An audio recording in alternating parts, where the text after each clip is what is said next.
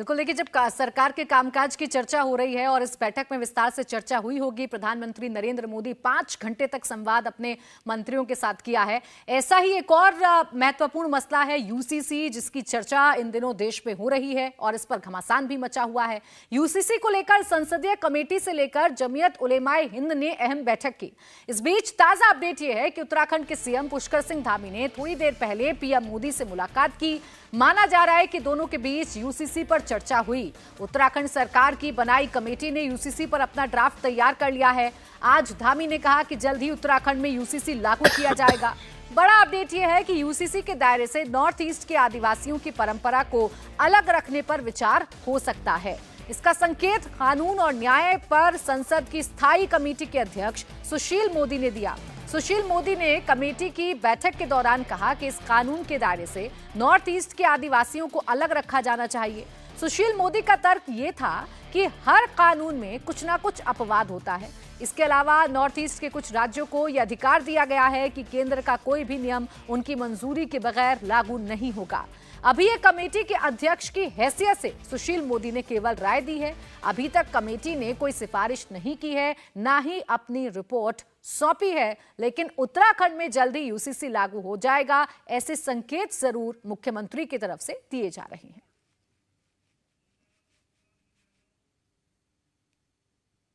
देखिए, चूंकि क्या है कि इस पे यूसीसी कमेटी ऑलरेडी काम कर रही है और ट्राइबल्स के बीच में भी और आदिवासी क्षेत्रों में भी, बहुत सीमांत क्षेत्रों में भी उस कमेटी ने ट्राइबल्स लोगों के बीच में जाकर भी उनके समूह से भी बात की है और उनके विचार भी लिए हैं। तो उसका सबका संकलन है उसमें यूसीसी कमेटी में।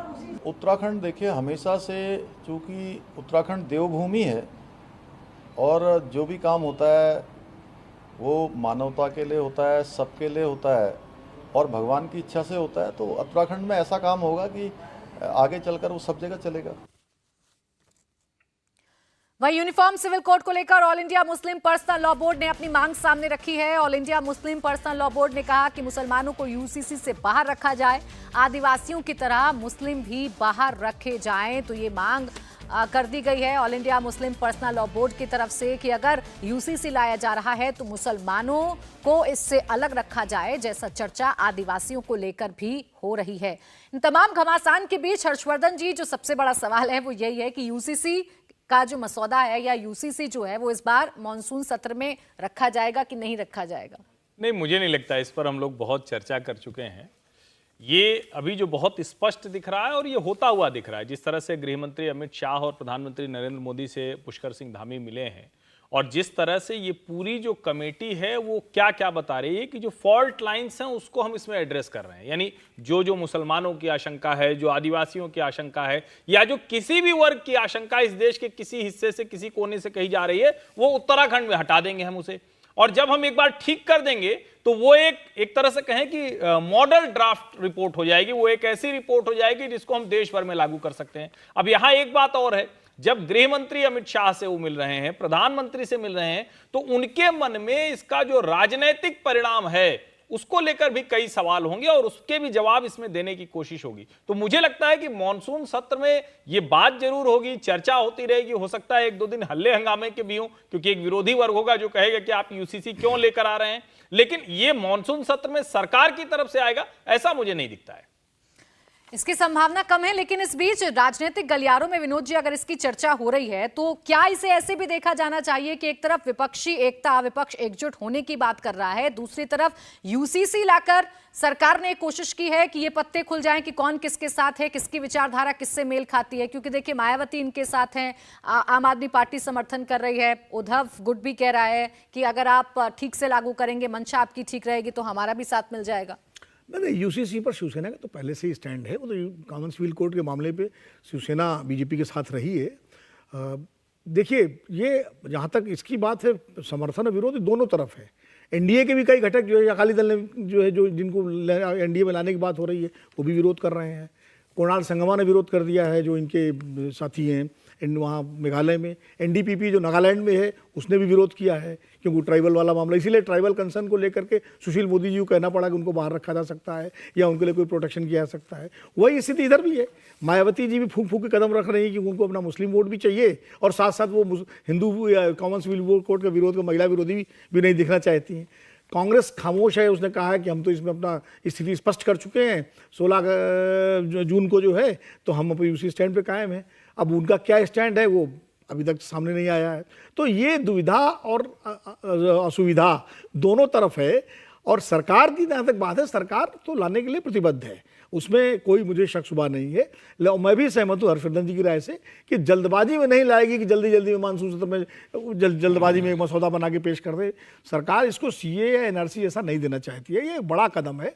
इसको उत्तराखंड है उसका पायलट प्रोजेक्ट होगा, और उत्तराखंड में जो फॉल्ट लाइन्स हैं उनको दुरुस्त करके लागू किया जाएगा, और अगर उसके राजनीतिक परिणाम और सामाजिक परिणाम सही निकलते हैं, अनुकूल निकलते हैं, तो फिर उसको देश के स्तर पर लागू करने के लिए केंद्र सरकार कदम उठाएगी। तो उसके लिए मानसून सत्र काफ़ी नहीं, मानसून सत्र तो अगस्त तक ही है, 10 अगस्त तक है। उसके बाद तो, और इसमें भी समय लगेगा, अभी मसौदा आएगा, लॉ कमीशन जो है एक ड्राफ्ट तैयार करेगा, फिर वो कैबिनेट को जाएगा, सरकार विचार करेगी, फिर कैबिनेट उस पर पूरा तैयार करेगी, एक प्रक्रिया है। और सरकार भी जल्दबाजी में नहीं है, राजनीतिक रूप से इसका लाभ उठाने के लिए उसने एक मुद्दा जरूर छोड़ दिया है, और प्रधानमंत्री जी ने भोपाल में जो भाषण दिया उससे ये मुद्दा ज़्यादा गर्म हो गया, और अब ये चर्चा में आ गया। तो चर्चा में तो रहेगा ये। हो सकता है कि पार्लियामेंट का जब सेशन शुरू हो संसद का, लोकसभा का, तो इसमें जो लोग विरोध करने वाले हों वो कुछ बात उठा दें, हो सकता है ओवैसी जी कुछ बोल दें वहाँ पर, तो ये सब तो रहेगा चर्चा। लेकिन बिल अभी मानसून सत्र में आएगा, मुझे ऐसा नहीं लगता है। 2024 तक प्रदीप जी सिर्फ इस मुद्दे को जिंदा रखा जाएगा, उत्तराखंड में इसे लागू करके एक पायलट प्रोजेक्ट के तौर पर दिखाया जाएगा, और 24 में एक मुद्दा बनाकर इससे लाभ लेने की कोशिश की जाएगी। देखिए, उत्तराखंड में तो लागू हो जाएगा, और अगला राज्य जहां लागू हो सकता है, कोशिश होगी, संभावना है, वो होगा असम। इन 2 राज्यों में, उसके अलावा बाकी राज्य कमेटी बनाने की घोषणा कर सकते हैं। सरकार इस कार्यकाल में इसको पास नहीं कराएगी, ये लगभग तय है। उसकी वजह है, उसकी वजह है कानूनी जटिलताएं। 22 कानूनों में संशोधन करना पड़ेगा यूनिफॉर्म सिविल कोड लाने के लिए, और वो 22 कानूनों में संशोधन जो है वो रातों रात नहीं हो सकते हैं। तो इसलिए तैयारी पूरी है, मंशा है, और इस मुद्दे को लोकसभा चुनाव में मुद्दा बनाएगी बीजेपी। ज़्यादा उम्मीद ये है कि विंटर सेशन में बिल आएगा, लोकसभा से हो सकता है पास भी हो जाए, या हो सकता है पहले राज्यसभा में जाए और वहाँ सिलेक्ट कमेटी को भेज दिया जाए, क्योंकि राज्यसभा की सिलेक्ट कमेटी में जाएगा तो वो बिल जिंदा रहेगा अगले कार्यकाल में भी। लोकसभा में जाएगा तो लोकसभा का कार्यकाल खत्म होते ही जो है, क्योंकि राज्यसभा जो है वो कंटिन्यूअस हाउस है, तो इसलिए जो है ये मुद्दा जिंदा रहेगा, पास नहीं होगा इस कार्यकाल में। इतना लगभग जो है तय दिखाई दे रहा है। इंडिया टीवी हर वक्त हर जगह डाउनलोड करने के लिए सर्च करें India TV news Google play store या ऐप स्टोर पर।